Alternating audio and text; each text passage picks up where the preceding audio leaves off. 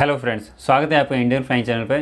Friends, कल मैंने आपको एक वीडियो बना के दिया था जिसमें मैंने आपको बताया था कि दिल्ली एयरपोर्ट पर, बेंगलुरु एयरपोर्ट पर और मुंबई एयरपोर्ट पर क्वारंटीन के क्या नियम हैं। यदि आपने अभी तक वो वीडियो नहीं देखा हुआ है तो आप आई के बटन पर क्लिक करके वो वीडियो ज़रूर देख लें, क्योंकि उसमें मैंने आपको बताया है कि यदि आप भारत में आते हैं तो आप क्वारंटीन से कैसे बच सकते हैं। क्योंकि यहाँ पर एक बेंगलुरु एयरपोर्ट ही ऐसा एयरपोर्ट है जहाँ पर क्वारंटीन नहीं किया जा रहा है। जी हाँ दोस्तों, यदि आप दिल्ली एयरपोर्ट पर या फिर मुंबई एयरपोर्ट पर आते हैं और यदि आप यूके के पैसेंजर्स हैं तो आपका कंपलसरी दिल्ली एयरपोर्ट पर भी क्वारंटीन हो रहा है और मुंबई एयरपोर्ट पर भी हो रहा है।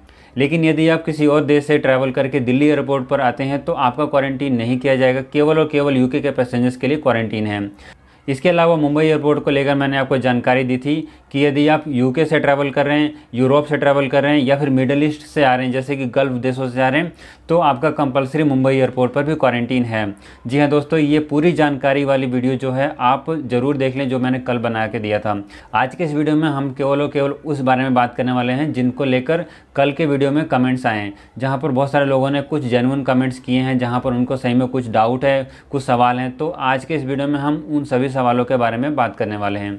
तो यहाँ पर सबसे पहला और सबसे जो इम्पोर्टेंट सवाल जो मुझे लगा वो ये है कि यदि कोई पैसेंजर्स अपनी फैमिली के साथ ट्रैवल कर रहा है और उसके साथ 2 साल का या 5 साल का या फिर बहुत छोटा बच्चा ट्रैवल कर रहा है तो उसका भी क्या क्वारंटीन किया जाएगा, क्या वो क्वारंटीन से बच सकता है। तो फ्रेंड्स, इसको लेकर मैंने मुंबई एयरपोर्ट के कॉल सेंटर से बात करी है और वहाँ से मुझे जो डिटेल मिली है मैं आपको बता रहा हूँ कि अभी तक ऐसा कोई नियम नहीं है कि उनका क्वारंटीन होगा या फिर नहीं होगा।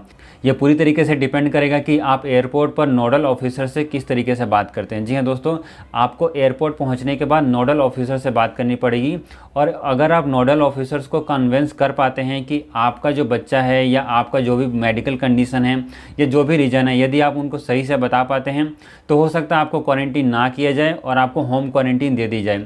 लेकिन यदि आप वहाँ पर पूरी तरीके से नहीं बता पाते हैं या कुछ उनको डाउट होता है कि नहीं इसको क्वारंटीन कर लिया जाना चाहिए, तो डेफिनेटली आपको क्वारंटीन किया जाएगा, उसमें कोई भी डाउट नहीं है। इसके अलावा फ्रेंड्स, मैं आपको मुंबई एयरपोर्ट का कॉन्टैक्ट डिटेल भी शेयर कर दूंगा, जहां पर आप कॉल करके खुद से जानकारी ले सकते हैं कि आपका क्वारंटीन किया जाएगा या फिर नहीं किया जाएगा। इसके अलावा फ्रेंड्स, बात करें यदि कोलकाता एयरपोर्ट को लेकर, क्योंकि आप में से बहुत सारे लोगों के कोलकाता एयरपोर्ट को लेकर भी सवाल आए थे। तो फ्रेंड्स, अभी जो कोलकाता एयरपोर्ट पर जो उड़ानें आ रही हैं वो ज़्यादातर गल्फ़ कंट्री से ऑपरेट हो रही हैं, सिंगापुर से आ रही हैं और इसके अलावा नियर कुछ आसपास की कंट्री से ही कोलकाता एयरपोर्ट पर आ रही है। यूके या फिर यूरोप की फ़्लाइटें ज़्यादातर कोलकाता एयरपोर्ट पर नहीं आ रही हैं। तो यहाँ पर जो कोलकाता एयरपोर्ट का नियम है उसके अनुसार सभी के सभी पैसेंजर्स का कंपलसरी कोरोना जांच किया जा रहा है और कोरोना जांच करने के बाद यदि आपका रिपोर्ट नेगेटिव आएगा तो आपको घर जाने दिया जा रहा है। इसके अलावा जो कोलकाता एयरपोर्ट पर कोरोना का जांच है उसको तकरीबन आपको मिलने में 10 से 12 घंटे का समय लग सकता है। जी हाँ दोस्तों, अभी की जो लेटेस्ट एक न्यूज़ आई है उसके अनुसार कई पैसेंजर्स को वहाँ पे 10 से 12 घंटे का इंतज़ार करना पड़ा है। उसके बाद जाकर उनको वहाँ पर कोरोना का रिपोर्ट मिला, उसके बाद वो अपने घर जा पाए हैं। और इन सब के अलावा फ्रेंड्स, एक बहुत ही ज़रूरी बात, यदि आप दूसरे देशों से ट्रैवल करके आ रहे हैं तो आपके लिए ज़रूरी है कि आप न्यू दिल्ली एयरपोर्ट की वेबसाइट पर जाकर अपना डिक्लेरेशन सबमिट कर दें।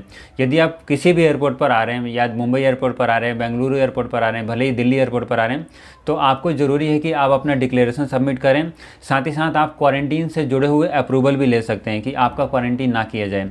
जी हाँ दोस्तों, यहाँ पर मैं आपको बताना चाहूँगा कि न्यू दिल्ली एयरपोर्ट की वेबसाइट पर एयर सुविधा नाम की एक पोर्टल है। यदि आप उस एयर सुविधा पोर्टल पर जाएंगे तो वहाँ पर आपको कुछ कंपलसरी डिटेल डालनी पड़ेगी, जैसे आपका पासपोर्ट, आपकी पर्सनल डिटेल। इसके अलावा आपको कोई बीमारी है, मेडिकल कंडीशन है, वो सारी डिटेल आपको फिल करनी पड़ेगी। और साथ ही साथ आप वहाँ पर क्वारंटीन ना किया जाए इसका भी अप्रूवल ले सकते हैं। उसके लिए आपको अपना कोरोना का नेगेटिव रिपोर्ट जो है अपलोड करना पड़ेगा और 2 से 3 दिन में आपको जो है वहाँ से रिस्पॉन्स आ जाएगा कि आपका क्वारंटीन अप्रूव हुआ है या फिर नहीं हुआ है। न्यू दिल्ली एयरपोर्ट की वेबसाइट का लिंक मैं आपको वीडियो के डिस्क्रिप्शन बॉक्स में दे दूंगा। वैसे भी आप यहाँ पे स्क्रीन पे मैं चला दूंगा कि इस तरीके की वेबसाइट होगी और इस तरीके का आपको जो लिंक है ऐसा दिखेगा यहाँ पर, और यहाँ पर जाकर एयर सुविधा पोर्टल पर आपको क्लिक करना पड़ेगा।